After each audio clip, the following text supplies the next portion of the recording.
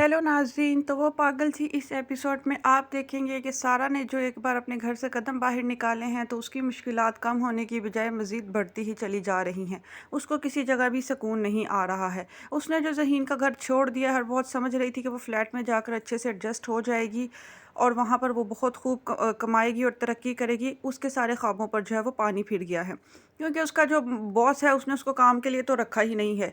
मुख्तलिफ़ किस्म की अय्याशियों के लिए उसने जो है वो सारा को जॉब पर रखा है, मगर ये सारी हरकतें जो है वो सारा के बस की बात नहीं है।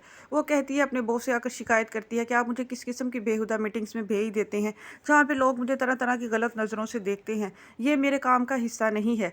मगर उसका बॉस कहेगा, बस उस जिस पार्टी के पास मैं तुम्हें भेजता हूँ तुम्हें उसको खुश करके ही वापस वहाँ से भेजना है। अगर तुम ये ऐसा नहीं करोगी तो मुझे तुम्हें रखने का क्या फ़ायदा है।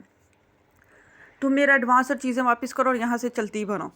तो सारा को इस बात का बहुत गुस्सा आएगा। दोनों बॉस और सारा के बीच में जो है वो तू मैं हो जाएगी। दोनों की जो है वो लड़ाई झगड़ा हो जाएगा। तो सारा जो है वो नौकरी छोड़ने पर आ जाएगी। वो कहेगी, मैं अब तुम्हारे पास ज़्यादा काम नहीं करूँगी। उसका बॉस जो है वो मुतालबा करेगा कि उसका एडवांस वापस किया तो जाए। तो सारा कहेगी, मेरे पास कुछ भी नहीं है, जो कानूनी कार्रवाई करनी है तुम कर लो। ये कहकर सारा जो है वो नौकरी को लात मारकर वहाँ से आ जाएगी। दूसरी तरफ जैसे ही वो घर आएगी, शानज़े को जो है वो उसका कज़न फ़रहान जो है वो फ़ोन करके बता देगा कि तुम्हारी दोस्त जो है वो ऑफ़िस में इतनी बदतमीज़ी करके गई है। ऐसे लोगों को तुम मेरे पास आइंदा से कभी रिकमेंड ना करना। उसका दोस्त पहले ही जो फ़रहान होता है वो पहले ही शानज़े को भड़का देता है। दूसरी तरफ शानज़े गुस्से में दनदनाती हुई सारा के पास जाती है। उसको कहती है कि तुमने मेरे कज़न के ऑफ़िस में जाकर इतना तमाशा किया है। इस बात के लिए मैंने तुम्हें नौकरी लेकर दी थी। ना तुम्हारे पास कोई डिग्री कंप्लीट है, ना कोई तुम्हारे पास स्किल है। अब तुम इस तरह की नौकरी ढूँढ कर दिखाना जिसमें इतनी सैलरी और अकोमोडेशन और इतनी फैसिलिटीज़ थी। अब तुम यूँ ही धक्के खाती फिरोगी, कहीं सेट नहीं होगी। वो सारा को आके खूब ज़लील करती है। सारा को बहुत दुःख होता है, जिसे वो सारी उम्र अपनी दोस्त समझती रही है, वो बिल्कुल भी उसका एतबार नहीं करती। सारा उसको कहती है कि मैंने वहाँ बदतमीज़ी नहीं की, बल्कि तुम्हारा जो कज़न है वो अय्याश है, उसकी हरकतें ठीक नहीं हैं। वो गरीब लड़कियों की मजबूरियों का फ़ायदा उठाता है।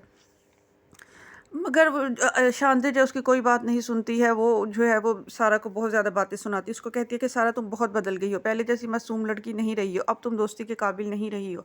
इस तरह की बातें सुनाती है। तो शांति के साथ भी जो सारा की लड़ाई हो जाती है। तो शांति उसको कहती है कि दफ़ा हो जाओ मेरे कज़न के फ्लैट से, यहाँ से चलती बनो। सारा बेचारी के पास अब कोई ठिकाना नहीं होता। ज़हीन के घर जाने के अलावा उसके पास कोई चारा नहीं होता, मगर ज़हीन के घर वो जाना ही नहीं चाह रही होती। तो लिहाज़ा उसको ख़्याल आता है कि क्यों ना वो बुआ से फ़ोन करके पूछे। बुआ से फ़ोन पे बात करती है तो बुआ उसको अपने पास हैदराबाद आने का कह देती हैं।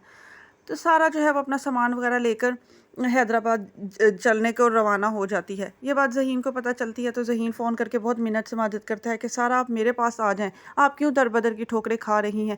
ये आपके शौहर का घर है, यहाँ पे अगर सहूलियत कम है तो क्या हुआ, तहफ़्फ़ुज़ तो है ना? आपको ठीक है मुझसे मोहब्बत नहीं है, लेकिन जब तक आप सेटल नहीं हो जाती किसी जगह, आप यहाँ पे महफ़ूज़ हैं, आप हमारे घर में रह सकती हैं। मगर नहीं, इस अकड़ी हुई सारा जो है वो कहाँ अब ज़हीन के घर में दोबारा जाना चाहेगी। ज़हीन के घर को तो वो किसी काबिल समझती ही नहीं है, ना ज़हीन की मोहब्बत को किसी काबिल समझती है। लिहाजा हैदराबाद जो है वो बुआ के पास चली जाती है और ज़हीन की मिन्नत करती है कि प्लीज़ मुझे दोबारा दोबारा कॉल करके अपने पास बुलाने का मत कहना। मैं नहीं आना चाहती ज़हीन, तुम्हारे मुझ पर बहुत एहसान है। मैं उन एहसान और मेहरबानियों का किसी वक़्त बदला ज़रूर चुकाऊँगी अगर मुझसे हो सका तो। लेकिन अब प्लीज़ मुझे मिन्नत मत करो, मैं तुम्हारी किसी बात में आने वाली नहीं हूँ। वो जो है उधर चली जाती है हैदराबाद बुआ के पास। दूसरी तरफ बुआ के पास हैदराबाद जाने से पहले जब अपना सामान वगैरह समेट रही होती है तो जो वहाज को पता चलता है कि सारा इस फ्लैट से कहीं और शिफ्ट हो रही है। तो वहाज भी एक अय्याश नौजवान ही है, वो भी ओबाश हरकतें करने में माहिर है। वो सारा को अकेला पाकर उसके फ्लैट में घुस जाता है और सारा के साथ बेतकल्लुफ़ होने की कोशिश करता है। होछी हरकतें करता है जिससे सारा शोर शराबा करती है। दोनों के बीच में धक्कम पील होती है। तो सारा गुस्से में जो है उसको धक्का धुक्का दे कर अपनी जान बचाकर वहाँ से निकल आती है। इस बात के ऊपर वहाज को बहुत ही ज़्यादा तप चढ़ी हुई है कि वो गलत मकसद से सारा के पास गया था और सारा जो है उसकी अकड़ नहीं टूट रही है और वो उसके उसके किसी गलत मकसद को सारा ने कामयाब नहीं होने दिया। लिहाजा वो शाज़बा को आके बताता है कि सारा को जो उसके बॉस ने ऑफिस से निकाल दिया है, अब न जाने दर-बदर की ठोकरें खाने कहाँ चली गई है। सारा शाज़मा की इस तरह की हालत को बहुत ज़्यादा एंजॉय कर रही है। वो बहुत खुश हो रही है कि सारा जो है वो किसी किस्म सारा के पास अब कोई ठिकाना नहीं है, उसके पास अब कोई भी जगह नहीं है।